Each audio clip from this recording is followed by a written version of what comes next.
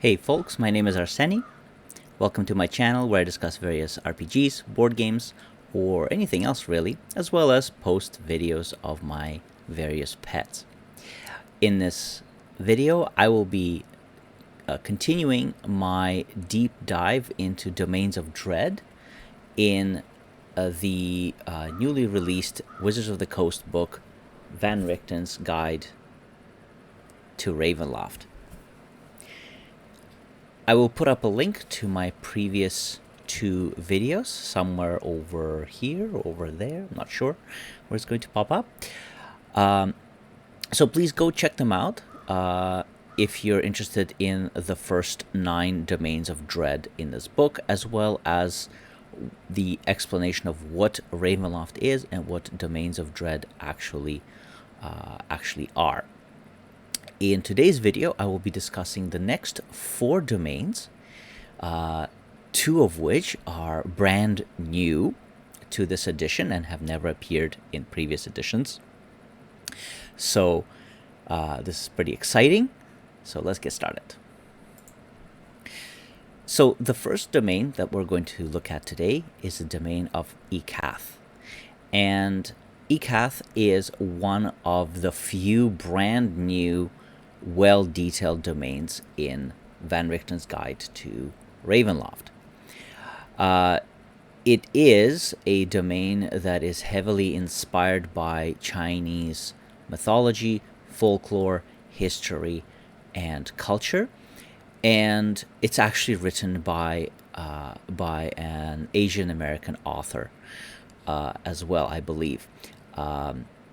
So unlike the previous East Asian themed domains in previous editions of Ravenloft, which kind of leaned into a lot of the cliches and tropes of European Orientalism, this domain actually is written by an author who is more steeped in that culture and folklore, and I think that's wonderful. I think that Wizards should keep doing that because it produces much more interesting and nuanced work. And there's no better example of that than this domain right here, because I really, really like this domain. I think that I'm definitely going to run at least one adventure in this domain. So what is this domain about? Well, the domain of Ekath is a very interesting one because it's actually 2 realities together.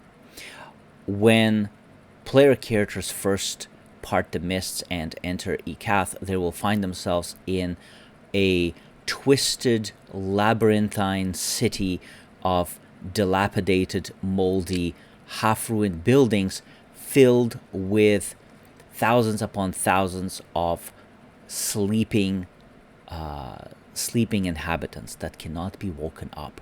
So immediately it conjures up these very strange, very terrifying reality already.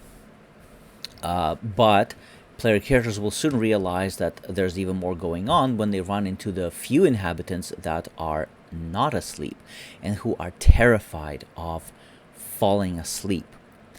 They're also terrified of the Jiangxi, the infamous hopping vampires of Chinese folklore, except in here, in this book, the Jiangxi are actually flying vampires, and they are actually really tough. Like, this is not a domain for a low-level party. Like a level 1 to level 5 party, if they enter this domain and they pick a fight with one of the Jiangxi, then they will get slaughtered. And the few awake inhabitants of this city, they do their best to survive by night and avoid these Jiangxi who do the bidding of the domain's Dark Lord. Now, if you fall asleep in Ekath, as player characters might eventually do, then they wake up in a perfect dream version of the same city, where everything is clean and brand new and glittering, and everyone appears to be very happy and smiling all the time. But then the player characters will quickly realize that the smiles are those of desperation, that most of the inhabitants are engaged in completely pointless and repetitive tasks, and that they have and that the inhabitants of the dream world actually have very little to no free will of their own. And that is because of its Dark Lord, Tianqiang. And we'll talk about the Dark Lord. In a bit. So that already sets the stage for a very interesting and unusual setting where the player characters need to escape not only from one domain, they actually have to escape from both realities. And by going between the two of them, they can solve the mystery of this domain and, at the very least, escape. And at most, they might actually resolve the central tension. And we'll talk about that when we talk about the GM tools, which are pretty good in this domain. So this domain quite strongly reminded me of the works of Junji Ito, of Bloodborne, a little bit even of China Miéville's novel about two cities. I forget exactly what it's called, but I have it on the shelf somewhere. And it does have this vibe of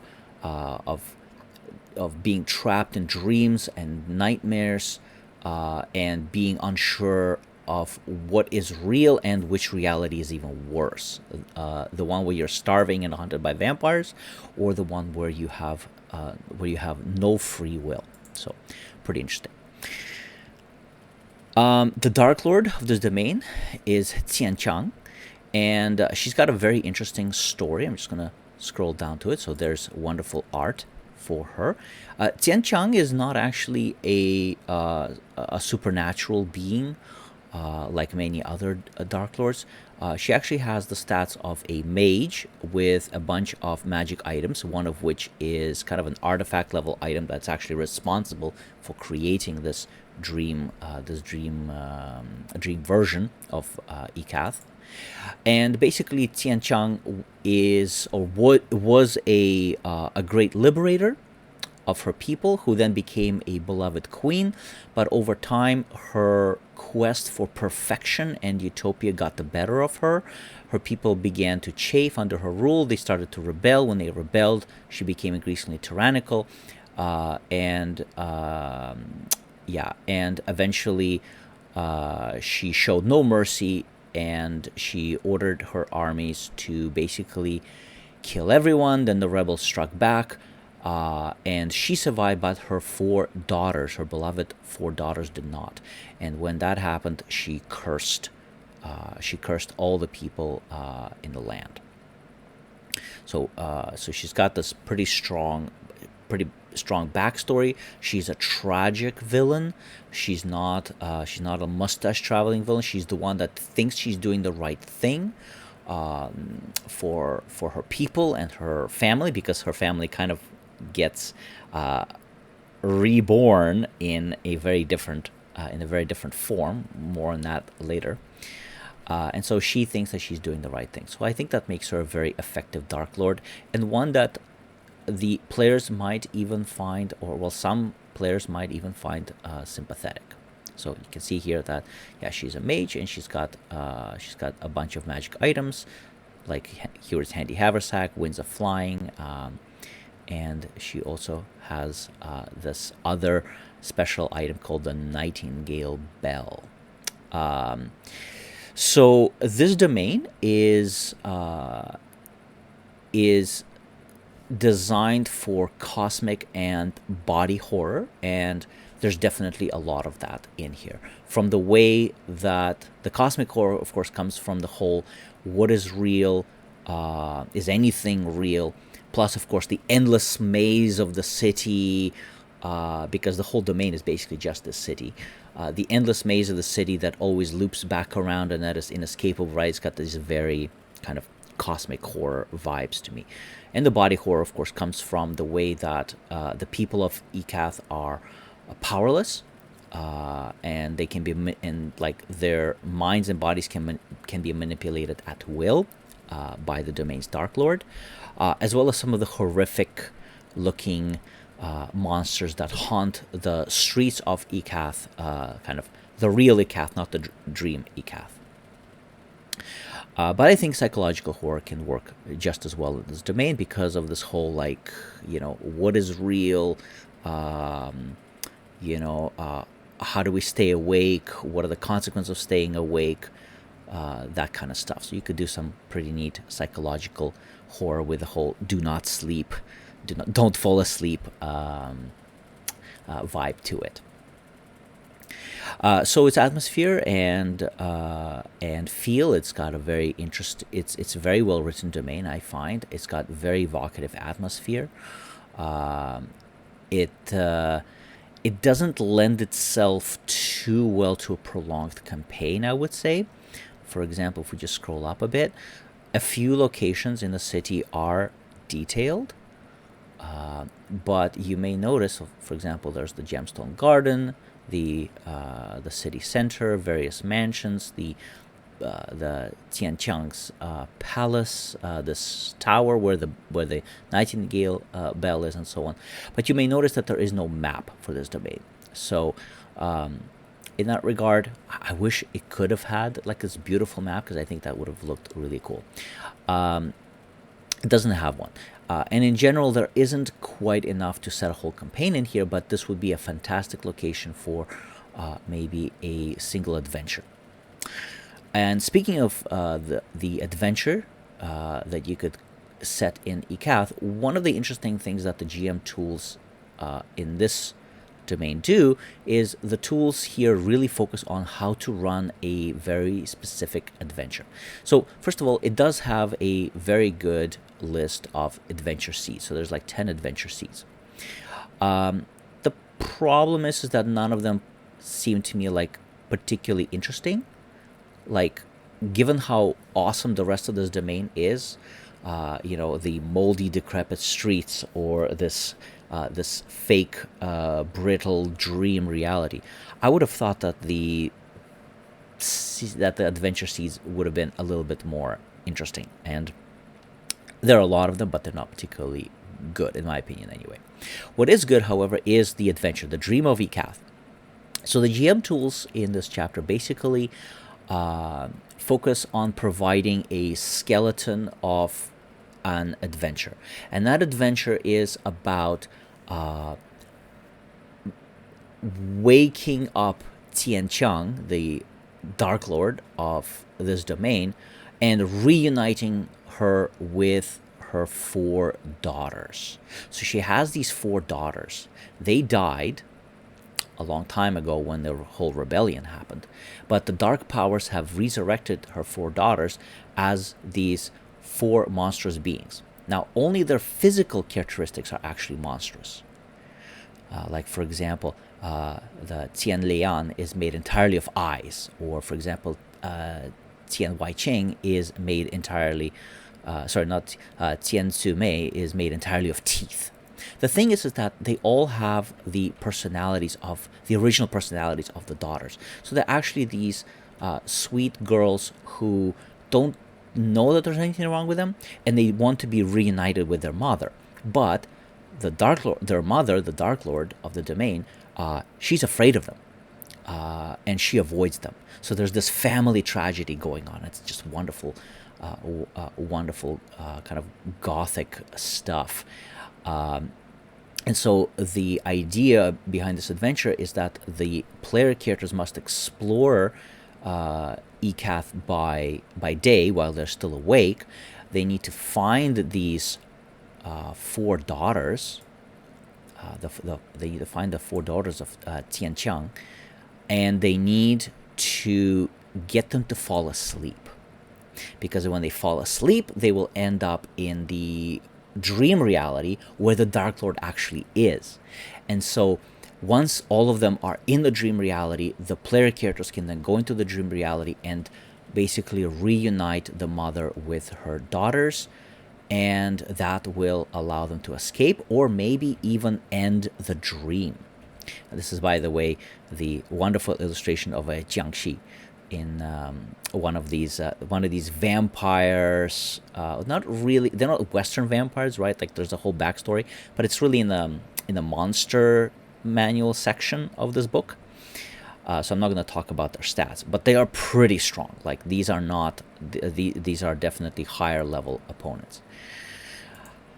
And so there you have this basic outline of a very good adventure about you end up in Ikath, you investigate, you figure out what's going on, you start tracking down the 4 daughters, then you figure out how to get them to fall asleep, and then you go into the dream reality, and then you maybe try to reunite the family, or maybe you can lead a revolt of the people of Ikath against her. So I really like these GM tools. I do wish the adventure seeds were a little bit more interesting. There are a lot of them though, so that's good. You can kind of put them in as little side quests for the Ikath adventure. But this domain gives you enough material to work with to set a very memorable adventure in a very memorable, very unique domain. So Ikath, I think it's one of those domains to keep an eye on because you could do a pretty good adventure in it. And now that we've looked at Ikath, let's look at the next domain. Okay, and now we're going to look at the domain of Kalakeri, which is another brand new domain to Van Richten's Guide to Ravenloft. I say it's brand new, but that's not technically true because it actually does reference an older domain from 3rd edition Ravenloft called Sri Raja. And so there are there are 2 references to Sri Raja, as well as a couple of names from the old domain of Sri Raja appear in Kalakeri as well. But otherwise, everything else about this domain is completely new, and it's another interesting and unusual for D&D anyway setting. This one is obviously inspired very heavily by Indian mythology, folklore, and culture. I say Indian, but of course India is a tremendously diverse place. So from what I understand, it's really more inspired by kind of like South Indian culture and folklore and mythology. I could be wrong, however. If I am, let me know in the comments below. And actually, just like Ikath that we have talked about, Kalakeri is also noteworthy because it is also written by an Indian American author. I think his name is Ajit George. You can find him on Twitter, and I think he also has a blog, so go check him out. And again, just like with Ikath, it does make the domain more nuanced and less reliant on Orientalist tropes that were very common, very common in 3rd edition. I don't know about the 2nd edition version of Sri Raja. I've never looked at it, but the 3rd edition version of Sri Raja was there was a lot of cringe. There was a lot of cringy tropes used in it. Okay, so what is this domain about? So this domain is actually quite large physically compared to most other domains, and it does very much lean into the like I said, the folklore and the culture and the history of South Asia, especially India.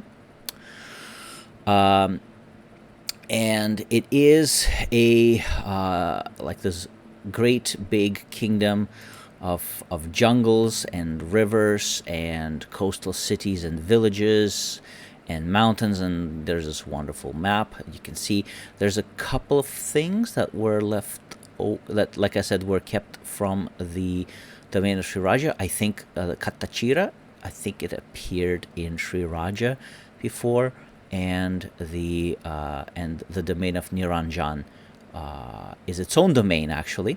That's detailed later on in this book, but Niranjan was also referenced in the old domain of Sri Raja. So, so this domain is really all about political intrigue, palace intrigue, deadly warfare, and endless squabbles of its noble family, the ruling noble family of the domain. That's what really this domain is about, and it's written pretty well. There's a good amount of details about the different features of this domain, as well as different settlements and sites. So you can, I do wish there were a little bit more, perhaps, because it is a brand new domain. So that's why but that's just my personal opinion. I feel like if it's a brand new domain, give me more than you would for established domains, because I can always go back to, this book, or I can go back to this book, or I can even go back to Secrets of the Dread Realms, and I can always kind of find out more information about the old established classic domains. With the new domains, I wish they'd give me a little bit more. But still, the stuff here is actually really good. It's well written. It's very evocative. It gives me as a DM enough materials that I can build on it and kind of supply my own details and descriptors on top of this. I do feel like they could have included the map of Jadurai, because basically 90% of the action in this domain actually happens not out there in the jungles and lakes and rivers and mountains. It's actually happening in the city of Jadurai, where most of the battles and intrigue actually happens. So I think they could have done a little bit more with Jadurai, maybe a map of the city, maybe a little bit more details about it. So you kind of know what you're getting with this domain. It does feel pretty close to Tomb of Annihilation, just like another domain in Ravenloft. So there's going to be quite a lot of jungle and mountain and river traveling. There's actually a lot of undead. Undead and lycanthropes and demons are actually kind of the mainstay monsters of this domain, which I kind of like. It's a nice spread. It's not quite as one note as Falkovnia, for example. So the horror in this domain and the action in this domain is centered around its Dark Lord and the Dark Lord's two treacherous siblings. So let's go and find her. So the Dark Lord of the domain is Ramya Vasavadan, and there's wonderful art of Ramya Vasavadan as when she appears as a living being. She's actually not alive, not anymore. She's actually a Death Knight and a powerful and terrible, terrifying general. So if you're familiar with Lord Soth, who used to be one of the Dark Lords of Ravenloft, and he was also a Death Knight, so here we get a different spin on the Death Knight as a rule of the domain. And Ramya is the head of the Vasavadan family, and basically she was groomed to become the ruler, but her two treacherous younger siblings betrayed her, and there's just been this endless cycle of them kind of fighting each other, occasionally creating a truce, but then the three siblings, they inevitably betray each other, and the cycle of intrigue and war starts again. And basically, if you are in Kalakeri, you have to pick a side. Do you side with Ramya herself, or do you side with, there's a wonderful art of them, or do you side with Arijani and Riva? And actually, Arijani, who is on the left here, he's actually from Sri Raja, so that's another reference to Sri Raja. So you can side with Ramya, or you can side with her younger siblings, but you cannot stay neutral while you are in Kalakeri, because everything in it revolves around this endless war between the siblings. Now, personally, I didn't find Ramya or her siblings to be very interesting.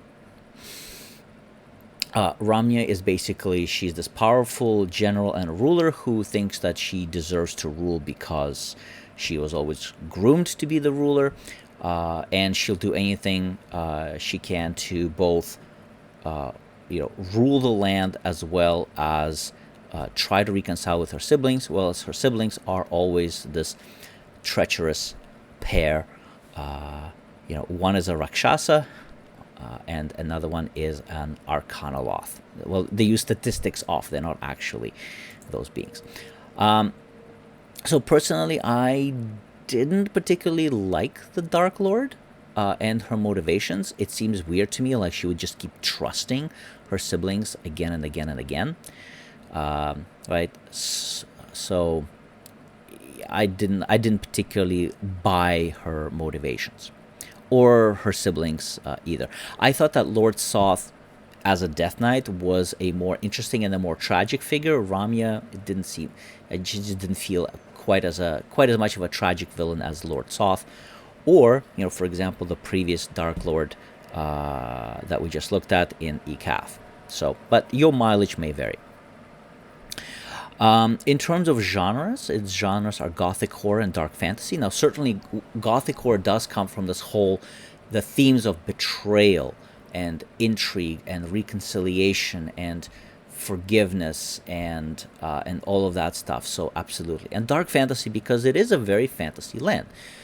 This is something I haven't mentioned before, but we don't really have good South Asian settings for Dungeons & Dragons 5th edition. Now, there were some attempts at, official attempts, at South Asian themed fantasy settings for Dungeons & Dragons in previous editions. The Verdant Lands, I forget its full title, but there was this Verdant Lands one. The Ravenloft domains, they tried it, but they didn't really do a very good job. And I think it's such a rich, South Asia is just, there's so many different cultures, so much different folklore and history and mythology, and it's all very wonderful. And so it's great that we do get a bit of that in Kalakeri. What I particularly did not like, however, was that it does lean into the fantasy angle quite a lot. It doesn't really lean into the horror angle very much. Basically, as I read through this domain a couple of times while preparing for this video, the same thought kept coming up again and again. Where is the source of horror in this domain? I was reading it, and there really is not very much. I mean, you could play up, for example, the lycanthrope attacks. You could play undead armies marching across the land, all that stuff. But it's kind of like that's what a lot of typical D&D adventures already have. And so they just didn't feel like this domain is very special when it comes to the kind of horror stories that it attempts to tell. Again, your mileage may vary. This is just my opinion. I think it's a wonderful fantasy setting. I just don't think it's a very good horror fantasy setting. GM tools. Now, it does have pretty good GM tools. So let's go to GM tools. First of all, Adventures in Kalakeri. So anyone who's played, like I said, Tomb of Annihilation is going to be familiar with a lot of the stuff. There's a lot of lost temples and lost cities and various ruins to explore and all that stuff. So you can do a pretty good, pretty straightforward wilderness and ruin exploration adventure, or even a small campaign in Kalakeri. Having that South Asian twist on on exploration, on like dungeon exploration, the wilderness exploration, could be pretty nice. Kalakeri adventures, I like them. There are some pretty good adventure seeds. And there's also a good variety of different monsters that you could encounter, from stone giants to Oni, which really should be featured in more modules, more settings, in my opinion, anyway.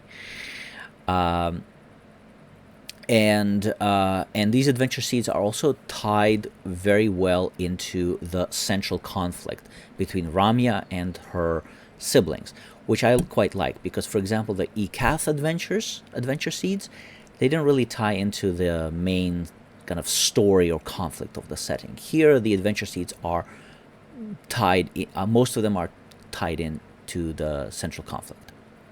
So GM tools, we got these adventure seeds. There's 10 of them, so it's a very good number compared to some other domains. But what I like about the domain tools here is that they're all centered around this endless war and intrigue between two factions. And basically, they detail the traitors, right, Arijani and Riva, and then they provide these rules for Renown in Kalakeri. So Renown is a system that is an optional system that you can find in Dungeon Master's Guide. I've used it before myself. It's not great, but it's not terrible either.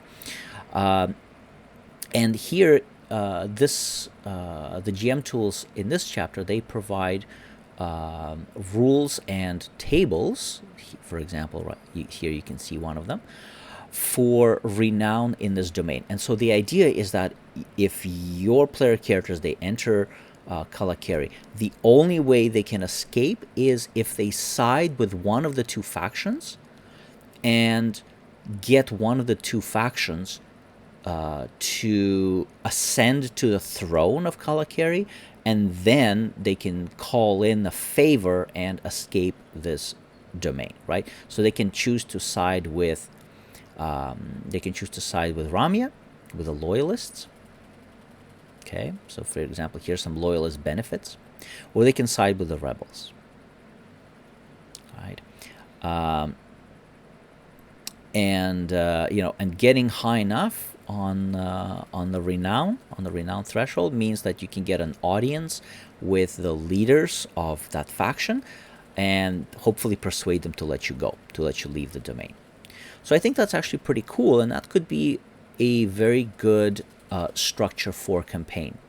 Okay, and I think that any DM who wants to run a game that features a lot of political intrigue and warfare and factions could actually learn quite a bit from these tools, maybe rewrite them a bit, apply them to your own setting, and run a pretty good campaign, which is all centered around playing one faction against another faction, joining a faction, and doing the bidding of one faction until you get what you want. So I think there are some very, very good ideas in the GM tools of this section.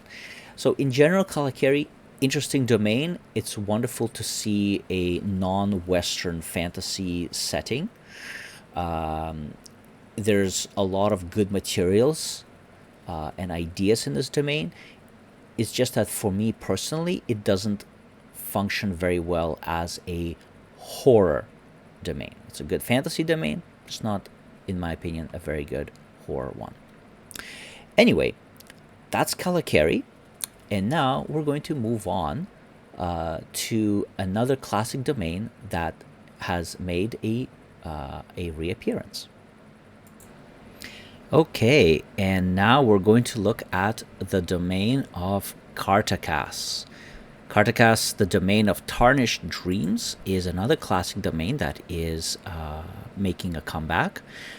It had appeared in 2nd edition as well as 3rd edition. And I would say that out of all the classic domains, it is the one that has changed the least. It has certainly undergone much fewer changes than Borka or even Barovia, never mind some of the other domains that we're going to look at, both in this video and in the next one. So Kartakass is, like Damon Lu, It is a domain where everything is not what it appears to be. On the surface, it is an idyllic domain of little villages and beautiful, lush forests and meadows and valleys. And the people are all super friendly, and everyone is obsessed with fine arts, whether it is acting, dancing, singing, poetry, storytelling, theater. But underneath that illusion, underneath that appearance, there is a much more savage and deadly reality.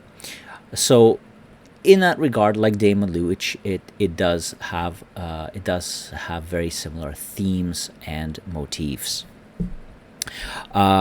It does lean in quite a bit into the themes of revenge, hiding one's true identity, exploitative ambitions, as it says here, as well as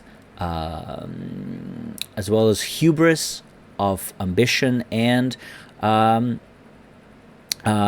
transformations, because this domain is very much centered around werewolves, in particular. So Kartakass itself it's a stage, both a stage for its Dark Lord as well as for its inhabitants. We'll come back to this wonderful artwork. So here's the map of the domain. So it's not a very large domain, but it's one which appears to be quite safe compared to many other domains. In fact, this section even suggests that player characters should be encouraged to go on all kinds of fairly easy adventures and quests and become super famous throughout the land, a fame that is all out of proportion to their actual deeds, which I think is a pretty interesting idea.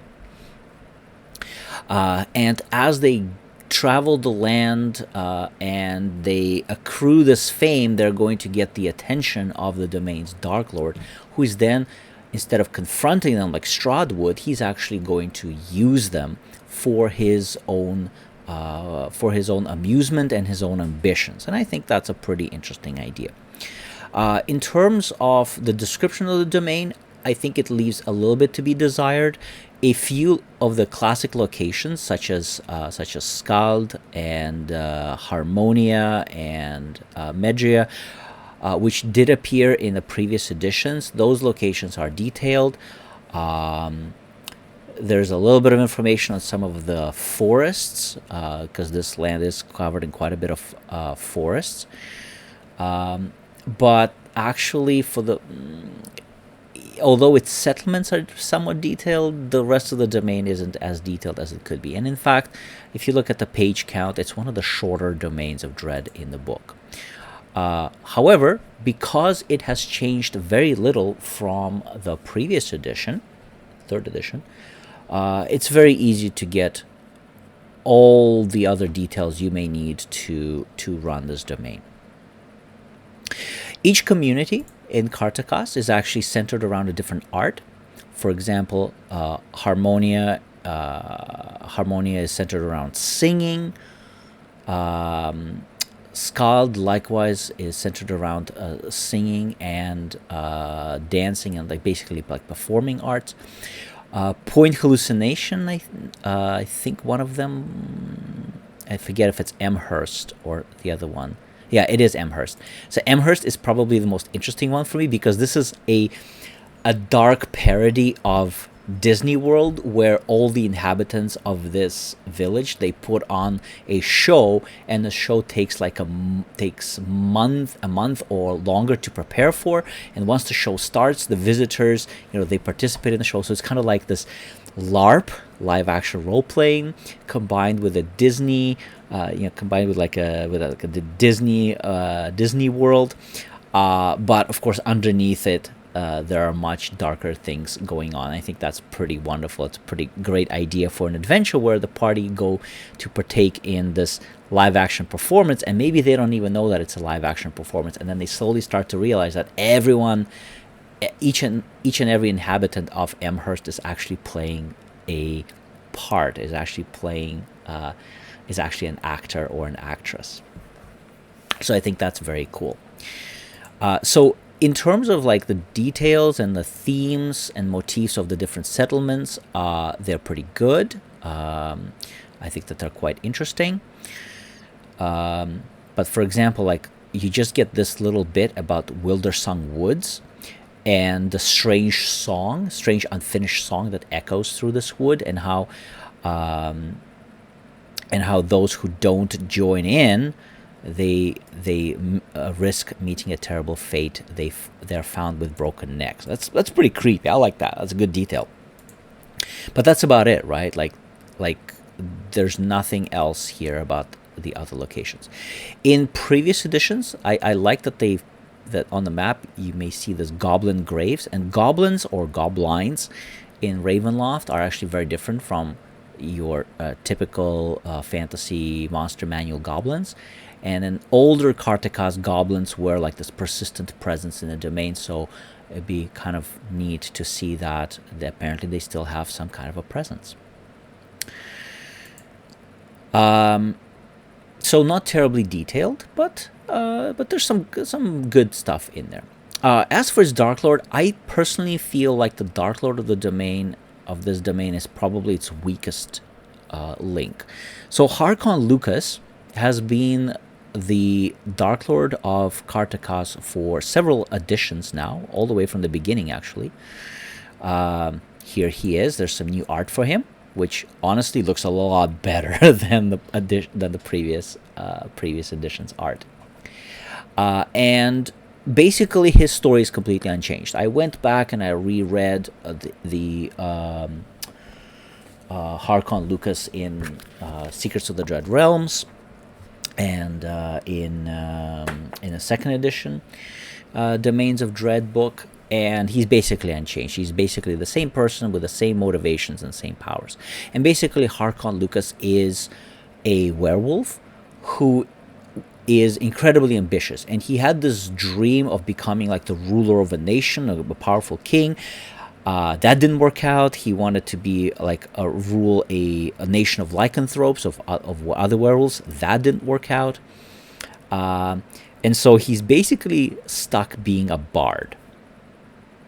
So it's kind of weird. Yeah, I mean, he's a werewolf bard, which is a neat idea. I like it. But his sole basic motivation is his ambition. His curse is that his ambition can never be fulfilled, and any fame he gets is very transitory, and that drives Harkon a little mad. They did give him a daughter in this edition, so now he has a daughter who is equally ambitious and wants to kind of emulate her father and also surpass him. So I think that's a neat premise. Unfortunately, they don't do very much with his daughter. I think they have I thought they had. Oh yeah, there she is. So you can see like she's even dressed like her dad and everything. But there's not like a lot about her and what she wants and how she can figure into a campaign or adventure set in Kartakass. So I think the most interesting thing about Harkon Lucas is actually that he can be the patron of the party, and that he's not going to be an immediately oppositional Dark Lord, the way that, for example, Strahd von Zarovich might be. In fact, I forget exactly where it is. I might be in Adventures. There it is. Yeah, the Dark Lord's Betrayal. In fact, the domain, the writer or writers of the domain even suggest that when they arrive in Kartakass, Harkon Lucas should approach them, present himself as an ally, and actually do everything he can to be an ally to your party characters and like really push them towards greater deeds and fame, and he's then going to leech off their renown, their reputation, and their talents. And I think that's a pretty neat idea.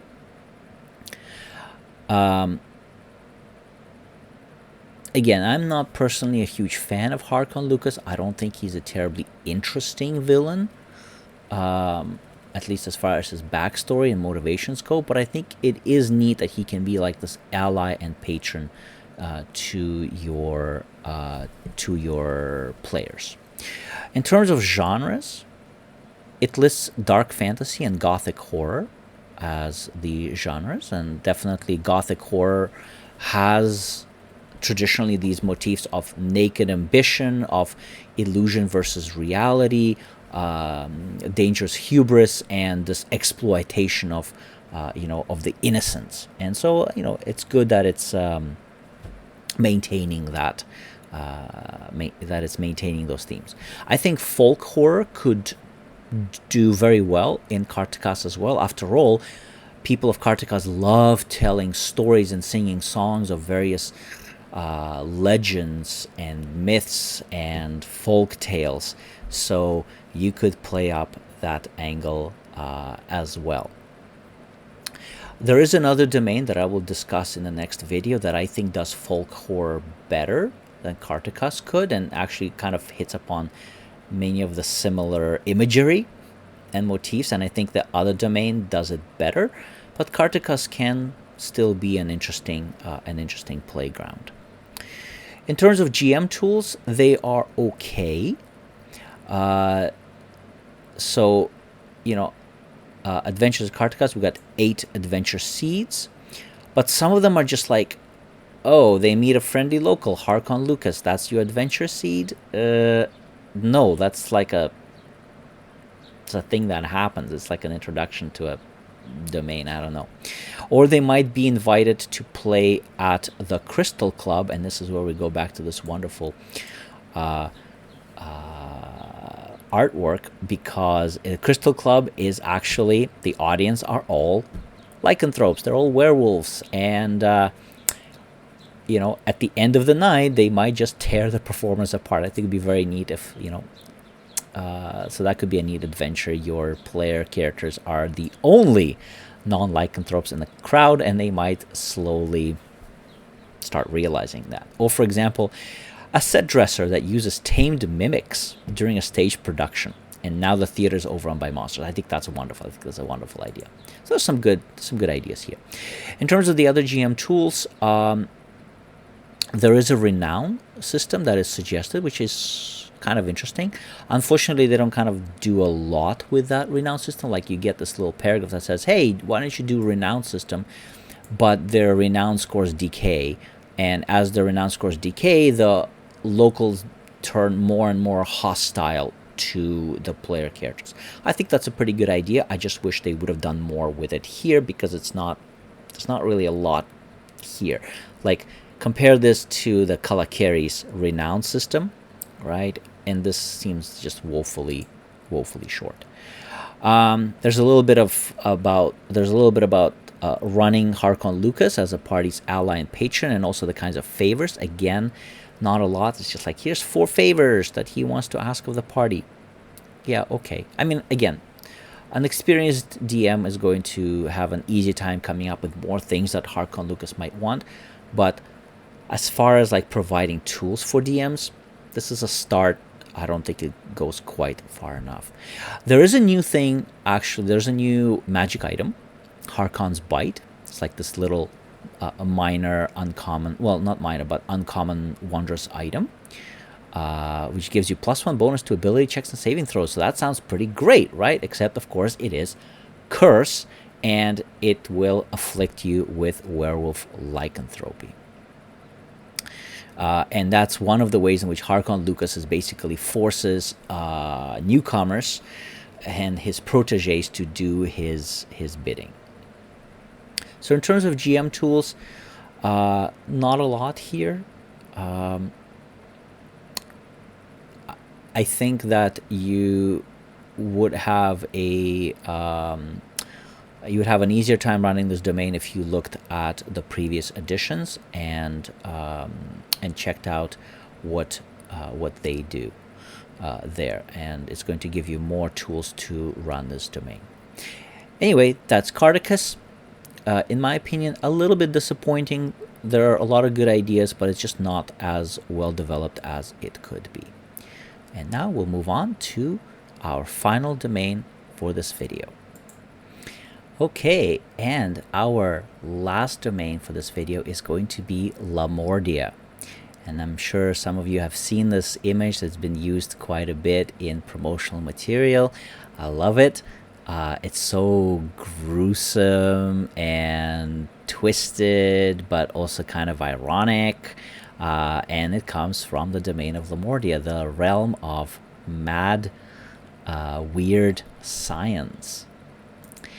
So the domain of snow and stitched flesh, Lamordia is another classic domain that has made a comeback, like Kartakass and many others.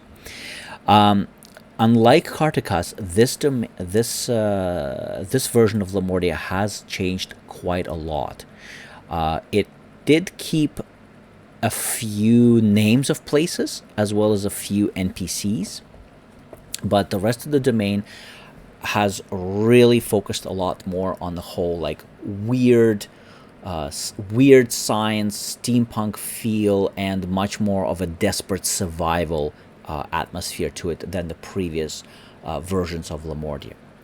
So I have to be honest here, I do have a very soft spot for Lamordia because the second Ravenloft campaign I ever ran was set in Lamordia, and I remember that campaign very, very fondly. So I'm a little biased towards it. I'm also a huge fan of adding more science fiction and science fantasy to my fantasy, and I'm a big fan of various like steampunk and weird science type stuff. So Lamordia is really perfect for that, and I love that it added more of that compared to the previous editions, where Lamordia was basically just like northern Germany or Sweden, and the only thing that was weird about it was that its people did not believe in any magic.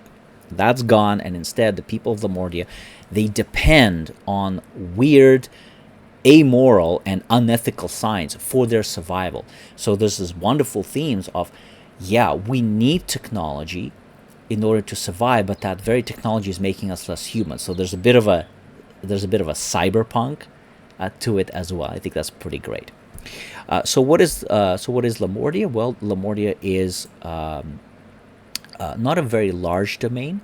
It is a very frigid kind of Arctic and subarctic domain with only a few settlements, and those settlements all depend on science and technology. So, for example, Ludendorff depends on steam-powered icebreaker ships to go and hunt down eldritch sea leviathans. So there's quite a bit of that Dishonored feel. Like if you ever played the video game Dishonored, that's kind of one of the hallmarks of that setting. So so you can have these stories of like sailors bringing back things from the depths that should never have been brought to the surface, for example. Or, for example, the settlement of Neufurtenburg is a mining settlement where they mine radioactive, and they actually do say that, they actually like mine radioactive minerals that they then use to power different machinery, as well as provide heat in this frigid land. So again, some very cool, bleak, almost post-apocalyptic stuff in many ways. It is a very difficult land to get around, the way it is described. Travel is difficult and dangerous compared to previous versions of Lamordia.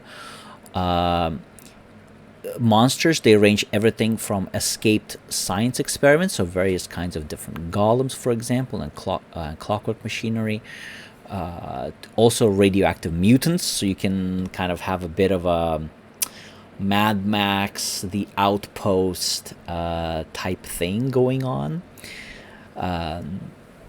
as well. And like I said, it does really go into these themes of what does it mean to be human, how far is somebody willing to go to survive, what should be the limits of science and technology, as well as hubris and the price that someone pays for their overweening hubris. Well, speaking of hubris, the Dark Lord of this domain is one that is obsessed with her accomplishments, ambitions, but also love. The Dark Lord of the domain is Victra Mordenheim, the great experimenter. This is not her. This is actually one of her creations, who is actually kind of the political leader of Ravenloft. So what they've done in this edition is they changed the gender of the Dark Lord. In previous editions, it was Dr. Victor Mordenheim, so obviously Dr. Victor Frankenstein, right? So very Frankenstein figure. In this edition, they changed the Dark Lord's gender, so now the Dark Lord is a her, so Dr. Victra Mordenheim. She's also one of the few openly queer characters in Van Richten's Guide to Ravenloft, along with Haslik and a couple of others. And so she has this backstory where she was this coldly brilliant but incredibly amoral and unethical scientist, but one who eventually fell in love with a woman named Elise, but then Elise became very terminally ill. So you kind of get a little bit of like Dr. Freeze from Batman, right? And Dr. Mordenheim created this magical, weird science type item, this special artificial heart, but it had changed Elise, but it also changed Elise enough that Elise was horrified at what she became, and she abandoned Dr. Victor Mordenheim, and that's when the dark powers were like, ooh, you're going to be trapped in Lamordia now. What I find ironic about Dr. Victra Mordenheim is that she actually doesn't care about fame, and she really plays out that cliche or trope of reclusive scientist. She doesn't want fame, she doesn't want adoration, but the people of Lamordia, they really look up to her. So she's kind of like this reclusive scientist who keeps being bothered by all these lesser people. So I kind of I quite like that angle. And her motivation is to continue her experiments, to recreate her work, like the heart that she had put into Elise, and to be reunited with Elise. But Elise is obviously avoiding her, and you can see on the map, right? There's Hope's Heart, and then so basically Elise is somewhere on the Isles of Agony, whereas Dr. Victra Mordenheim, she has Schloss, that's German for castle, right? So she has her Schloss Mordenheim here. So I personally, again, I might be a little bit biased, but I really like this Dark Lord. She has clear motivations. They're very much inspired by Dr. Frankenstein, by Dr. Freeze, and basically all other tropes of amoral, brilliant scientists. So I really like that. In terms of genres, body horror and gothic horror are the ones that are suggested. And body horror is pretty straightforward because, well, people are constantly being experimented on, or they might even replace their own body parts or try to upgrade themselves. So it's got a bit of that steampunk and cyberpunk feel to it, which I think is wonderful. The gothic horror, of course, comes from Dr.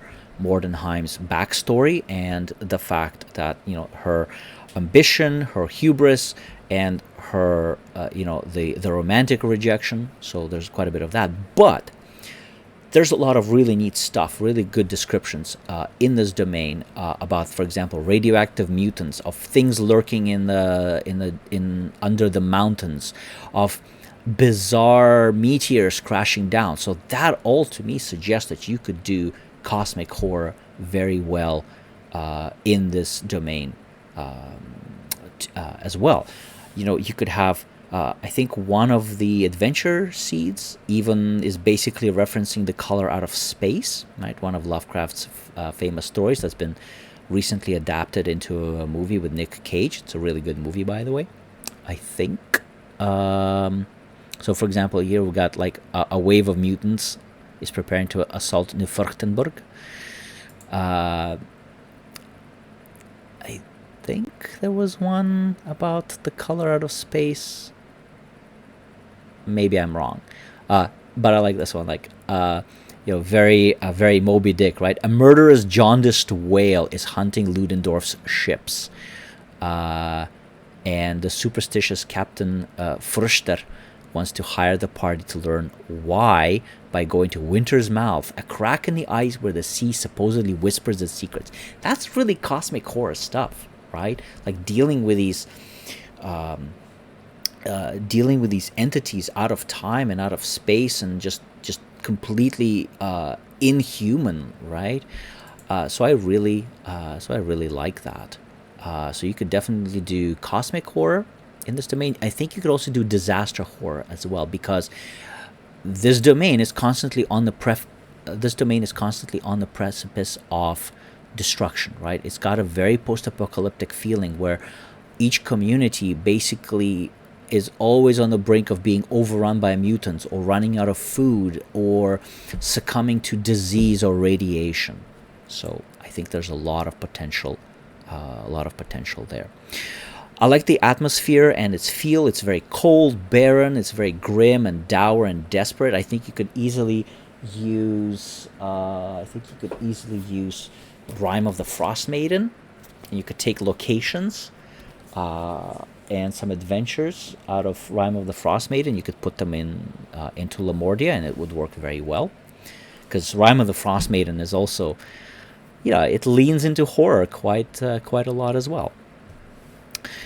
I already mentioned how it has all these references to video games like Dishonored, for example, to some of Lovecraftian mythos. So there's a lot you can do with this setting. And finally, let's take a quick look at the GM tools. So GM tools, I like Dr. Mordenheim's powers and dominions. It kind of gives us like, how is she able to, like, without being a mage, right? Like without being a spellcaster, how is she creating these different creatures, which could be represented by things like flesh golems, death's heads, brains in a jar, or like different clockwork mechanisms. So you could take modrons from Monster Manual and reflavor them as Mordenheim's clockwork servants, for example. She can bring somebody back to life, which is pretty cool, and this is one of the things further down in GM tools that I really like. Brain swap, another really fun one, because what happens if she captures the party? And this is something that is dealt with further down. And what if now, your character is now in this character's body, and that character is now in your character's body, and now you have to, try to work together and get, try to get along, but also try to get used to your new body in order to survive and escape. That's really cool adventure, I think, right there. But Adventures in Lamordia, right? So it's sinister steampunk, as it says, with grotesque flavor of gothic horror. Things like lives enslaved to machines, worth of flesh, and the cult of scientific enlightenment. So it's not just steampunk. I think, this is also what a lot of cyberpunk stories are about. Are the whales really whales, or are they other monstrosities? Maybe they're dinosaurs or dragon turtles, or maybe they're abominations created from people's flesh, or maybe they're something like a star spawn, even. Lamordia's adventures, you get a lot. So there's 10. There's 10 adventure seeds. I think they're actually generally pretty good. There's a couple of a little bit weaker ones, but in general, they're quite good. There is Hunting Down Elise, It's like what happens if Dr. Mordenheim hires the party to try to hunt down Elise. There's information about what is the Unbreakable Heart. So it's a kind of a new, not quite magic item, but it's a pretty interesting one. You know, creature with this heart is immune to disease, ceases to age, does not die of old age, sheds light. You know, kind of neat. You know, I like the artwork of Elise. In previous editions, it was Adam. The creature was called Adam. I think in this edition, it makes more sense that it's Mordenheim's ex-lover, and it gives her more personality than Adam ever had. So, speaking of GM tools, recreated by the Doctor is a really neat idea. So it allows the GM to put players in control of strange creatures or unique bodies, as it says here. Basically, what if your player characters are now all flesh golems? Or maybe that's why they're reborn, the new lineage, the new race that player characters can have in Ravenloft. Or what if your player characters have actually died, washed up on the shores of Lamordia, and then Dr. Mordenheim has taken their bodies and has resurrected them, because she can do that, but now they're all brains in a jar. And now they have to escape somehow. Or maybe their brains have been swapped, you know, like their brains and bodies have been swapped. Or maybe she has resurrected them, but they're all in some way are still controlled by her. How do they escape? How do they escape and get their freedom, right? And can they ever be restored? So that's actually really cool. They have like a list of ideas about what Dr. Mordenheim wants the player characters to do, so serving Dr. Mordenheim. Unfortunately, like with Kartakass, there's only 4 of them, and to be honest, a couple of them are basically repetitions of what it says earlier in the section. So for example, Dr. Mordenheim once Elise found and returned, and she created unique hunter bodies for player characters. That's neat, except it's kind of already mentioned earlier on, like right here, right? Like, so it's a bit of a duplication, and I personally don't like duplication, because you know you've got limited word count, you've got limited page space, so why not maximize that? But it does give a dungeon master some ideas to work with. I think Lamordia could be a wonderful setting for an entire campaign where player characters deal with all kinds of stuff that they probably have never dealt with in other Dungeons & Dragons campaigns. And I'm just going to throw in a quick recommendation here at the end. There is a wonderful supplement called Arcana of the Ancients. It is put out by Monty Cook Games. It's something that I'm going to probably talk about in another video, because I really, really like this supplement. And Arcana of the Ancients is a supplement all about how to introduce weird science and technology into your D&D campaign. And I can already see myself taking Arcana of the Ancients and just dropping it into Lamordia and really focusing on that angle and using technology instead of magic items and magic abilities. And I think it could make for a very interesting and somewhat unique D&D game. So this is Lamordia, final domain that I'm going to talk about in this video. Anyway, thank you very much for listening. I hope you enjoyed this deep dive. And in the next video, I'm going to take a look at the remaining domains of Dread. My name is Arseni. Thank you very much for watching. If you enjoyed it, please give it a like. Let me know in the comments what you thought, and I'll see you in the next video.